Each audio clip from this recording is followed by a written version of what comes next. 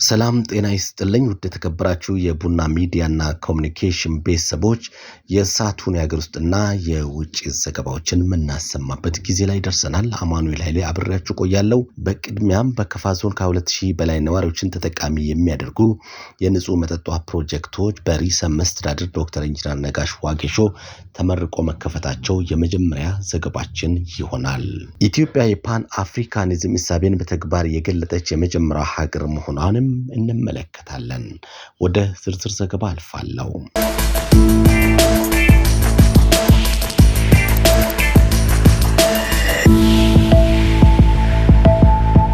በከፋ ዞን ከ2000 በላይ ነዋሪዎችን ተጠቃሚ የሚያደርጉ የንጹህ መጠጥ ውሃ ፕሮጀክቶችን ርዕሰ መስተዳድር ዶክተር ኢንጂነር ነጋሽ ዋጌሾ መርቆ ከፍተዋል። በዴቻ ወረዳ ቦባ ገጫ ቀበሌ ነዋሪዎችን የዘመናት የውሃ ጥያቄ የሚመልሰው ፕሮጀክት የርዕሰ መስተዳድር ዶክተር ኢንጂነር ነጋሽ ዋጌሾ በተገኙበት ተመርቋል። በክልላዊ ካፒታል በጀት በአጠቃላይ 27 ሚሊዮን ብር በላይ ወጪ የክልሉ ውሃ ማዕድን ኤነርጂ ቢሮ የተገነባው ፕሮጀክት የአካባቢ ነዋሪዎችን ተጠቃሚ የሚያደርግ እንደሆነም ርዕሰ መስተዳድሩ ገልጿል። በተያያዘ ዜና በቢጣ ወረዳ የቢጣ ገነት ከተማ የንጹህ መጠጥ ውሃ አቅርቦት የሚያሻሽል ፕሮጀክት ተመርቆ ለአገልግሎት ክፍት ሆኗል።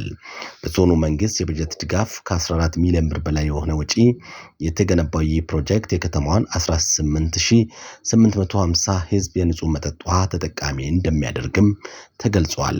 የክልሉ መንግስት የህዝቡን ተጠቃሚነት ሊያረጋግጡ የሚችሉ ፕሮጀክቶችን ለይቶ ቅድሚያ ሰጥቶ እየሰራ እንደሚገኝም ርዕሰ መስተዳድር ዶክተር ኢንጂነር ነጋሽ ዋጌሾ አረጋግጠዋል።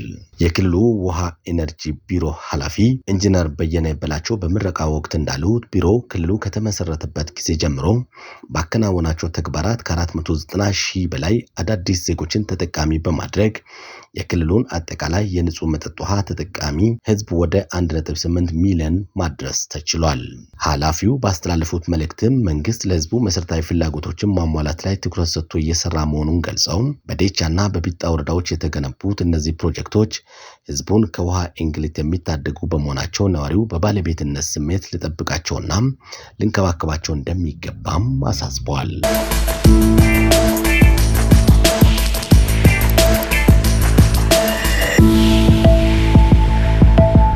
ኢትዮጵያ የፓን አፍሪካኒዝም እሳቤን በተግባር የገለጠች የመጀመሪያዋ ሀገር ናት ሲሉ የፓን አፍሪካኒዝም አቀንቃኟ ህይወት አዳኔ ገለጹም። ኢትዮጵያ የቀድሞ የአፍሪካ አንድነት ድርጅት የአሁኑ የአፍሪካ ህብረት እንዲመሰረት በማድረግና በሌሎች ስራዎች እሳቤው በተግባር እንዲገለጥ አድርጋለችም ነው ያሉት። የፓን አፍሪካኒዝም ንቅናቄን በሀሳብ ብቻ ሳይሆን በተግባር ለመግለጽም ኢትዮጵያ የመጀመሪያዋ መሆኗን ጠቁሞ ኢትዮጵያንን የሚመጥን አስተሳሰብ ይህ እንደሆነ ማስረድተዋል። በመሆኑም በጥቃቅን ልዩነቶች የተገደበና የታሰረ አመለካከት ማራመድ ለኢትዮጵያን የማይጠቅም ብቻ ሳይሆን ትርጉም የሌለውና የማይመጥን መሆኑንም አስገንዝበዋል። የባህል ቋንቋና መሰል ልዩነቶችን አክብሮ በአንድነት መቆም ሲቻል ልዩነቶች ከውበትም በላይ ጥቅም እንዳላቸውም አስገንዝበዋል። በአሁኑ ወቅት ጽንፍ ይዘው ኢትዮጵያን ሊከፋፍሉ የሚሞክሩ ጥቂት ኃይሎች ቢኖሩም ህዝቡ ግን ይህንን ሀሳብ ፈጽሞ ሊቀበለው አይችልም ነው ያሉት። ጠቃሚ ሀሳቦች የሚነሱባቸው መድረኮች ይጠፉ፣ ማህበራዊ ሚዲያ ላይ ጥቅም የሌላቸው ሀሳቦች ትኩረት እያገኙ እንደሆነ አንስተው ይህንን ለመቀልበስ በተለይ ሚዲያዎችና የትምህርት ተቋማት በርካታ ስራዎች ይጠበቅባቸዋልን ሲሉም አሳስበዋል።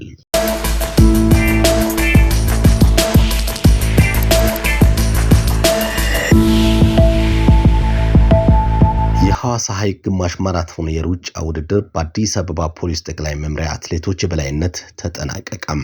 ሊወቅልሽ ኢትዮጵያ በሚል መሪ ሐሳብ ትላንት በተካሄደው የሐዋሳ ሐይቆች ግማሽ ማራቶን የሩጫ ውድድር በሁለቱም ጾታ በአዲስ አበባ ጠቅላይ መምሪያ አትሌቶች የበላይነት ተጠናቋል። በወንዶች በተካሄደው ውድድር አትሌት ስማቸው ወልዴ 1 ሰዓት ከ3 ደቂቃ ከ7 ሰኮንድ በሆነ ጊዜ በመግባት በቀዳሚነት አሸንፏል። በተመሳሳይ ርቀት በሴቶች በተካሄደው ውድድር አትሌት ቤተልሔም አስማሬ 1 ሰዓት ከ11 ደቂቃ ከ35 ሰኮንድ በመግባት በቀዳሚነት አጠናቃለች።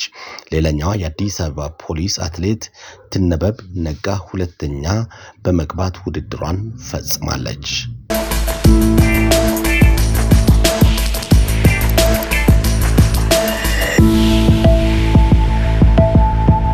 የእስራኤሉ ጠቅላይ ሚኒስትር ቤንያሚን ኔታንያሁ እና የአሜሪካ ፕሬዝዳንት ዶናልድ ትራምፕ ሊገናኙ መሆኑ ተገለጸ። የፊታችን ሮብ ወደ ዋሽንግተን የሚያቀኑት ኔታንያሁ በቅርቡ ሙስካታ ኦማኒ ውስጥ ከኢራን ጋር አሜሪካ ውይይት ማድረጓን ተከትሎ ነው ተብሏል። ከኢራን ጋር በተደረገው የኒውክሌር ድርድር ፕሬዝዳንት ትራምፕ ጥሩ ነበር ከማለት ውጪ የሰጡት ዝርዝር ማብራሪያ የለም። ሁሉም ድርድሮች የባሊስቲክ ሚሳኤልን የሚገድቡና ኢራን ታጣቂዎችን ከመርዳትና ከማስታጠቅ እንድትታቀብ ማድረግ እንደሚኖርባት መናገራቸውን ኔታንያሁ ጽሕፈት ቤት የወጣ መረጃ አመላክቷል። ባለፈው አርብ ኦማና ውስጥ የአሜሪካና የኢራን ባለስልጣናት ቀጥተኛ ያልሆነ በኢራን ኒውክሌር መርሃ ግብር ላይ ድርድር አድርገዋል። ከቴህራን የሚወጡ መግለጫዎች ድርድሩ ብቸኛው አማራጭ መንገድ እንደሆነ ቢያሳዩም በምን ጉዳይ ላይ ድርድሩ አዋጭ እንደሚሆን አይገልጹም። ድርድሩ በቀጣይ እንደሚካሄድም ዶናልድ ትራምፕ አስታውቋል። የተኛውም የጦር ክምችት ወደ ቀጠናው መጠጋት ቴህራንን እንደማያስደነግጣት መታወቅ አለበት ሲሉ የኢራን ውጭ ጉዳይ ሚኒስትር አባስ ተናግረዋል።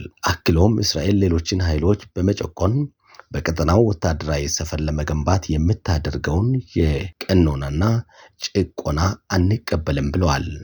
ኔታንያሁ የዋሽንግተን ጉብኝት በቀጠናው የተፈጠረውን ውጥረት አስመልክቶ ከትራምፕ ጋር የሚያደርጉት ውይይት ወሳኝነቱ ከወዲሁ እንደሚጠበቅ ተንታኞች ተናግሯል። ዩሮኒውስ እንደዘገበው አማኑኤል ኃይሌ ከቡና ሚዲያና ኮሚኒኬሽን የአገር ውስጥና የውጭ ዘገባዎችን አሰምቻለሁ። ጤና ይስጥልኝ።